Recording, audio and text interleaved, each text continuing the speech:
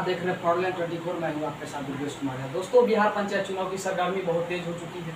सभी उम्मीदवार अपने अपने दावों के साथ जनता के बीच जा रहे हैं। जनसंपर्क अभियान लगातार जारी है। इसी के संबंध में हम अभी आए हुए हैं राजनगर प्रखंड के कोयलख पंचायत में, और यहाँ से भावी मुखिया उम्मीदवार हमारे साथ हैं अविनाश कुमार झा उर्फ छोटे जी।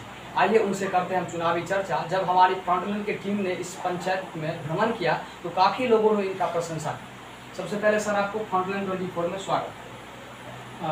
फ्रंटलाइन 24 को मेरे तरफ से धन्यवाद, जो मुझे इस लायक समझा और मुझे इंटरव्यू के लिए चुना, इसके लिए तहे दिल से धन्यवाद। सर, सबसे पहला सवाल आपसे मेरा है, जो किस सोच के साथ आप इस बार मुखिया पद के प्रत्याशी बने? मेरी सोच ये है कि मेरी गांव की जो व्यवस्था है, जिसमें शिक्षा, स्वास्थ्य और रोड मैपिंग, पानी की निकासी, इस मुद्दे पर हम चुनाव। और एक चीज़ बताइए, सरकार की बहुत सारी महत्वाकांक्षा योजनाएं हैं, जैसे हर घर नल जल योजना, हरियाली योजनाएं, तो इस सब का स्थिति आपके पंचायत में क्या है? सर, हमने नल जल योजना पर धरातल पर काम नहीं देखा है। स्ट्रक्चर जरूर बना है, मगर धरातल पर कोई काम नहीं हुआ है। 5 घर में पानी आता है तो 20 घर में पानी की कोई प्रबंध नहीं। पानी की गुणवत्ता ठीक नहीं है, गंदगी है, न टंकी की सफाई है। आप ग्राउंड रिपोर्टिंग कर सकते हैं इस पर, जो पानी की क्या परेशानी है।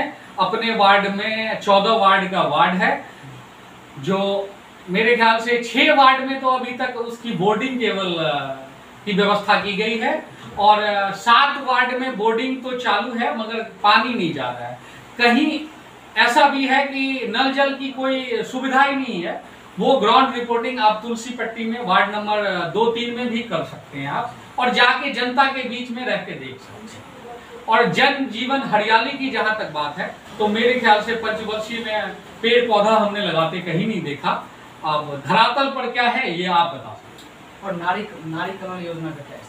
सर, नाली की जहां तक योजना है, आप ग्राउंड रिपोर्टिंग करो। मेरे घर के बगल में नाली है, आज तक उस नाली में सफाई का भी काम हमारे मुखिया द्वारा नहीं किया गया है। जब बरसात होती है तो रोड के ऊपर से पानी जाती है, और हम चाहते हैं कि आप गली मोहल्ले घूम के इसके लिए आप जायजा ले। सर, एक चीज बताइए, हर एक पंचायत को विकास करने के लिए सबसे पहले शिक्षा और स्वास्थ्य महत्वपूर्ण, तो आपके पंचायत में शिक्षा और स्वास्थ्य का वर्तमान में क्या स्थिति? सर, शिक्षा की स्थिति ये है कि हमारे गांव में high school, middle school, primary सारे स्कूल की व्यवस्था है। और हमारे पूर्वज जब हम लोग पढ़ाई करते थे तो अच्छा व्यवस्था था पढ़ाई का, मगर 5 साल के अंदर मैंने देखा है लचर व्यवस्था कुछ, जिसमें हमारा मुखिया जी का भी योगदान है। व्यवस्था को सुचारू रूप चलाने के लिए गांव का मुखिया प्रतिबद्ध होता है।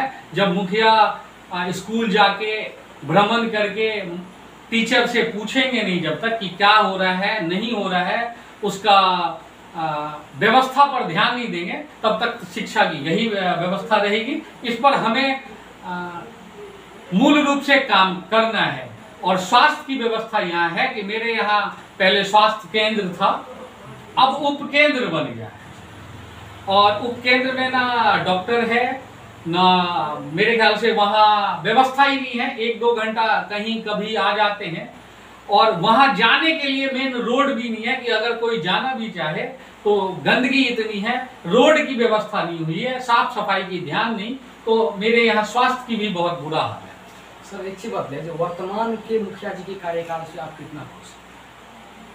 ये आप जनता से पूछ सकते हैं। जनता जाग चुकी है और जनता जवाब देने के लिए इस बार तैयार है, और जनता के सहमत से मैं आज मुखिया चुनाव लड़ रहा हूं। जबकि मैं बाहर दिल्ली रहता था और अपना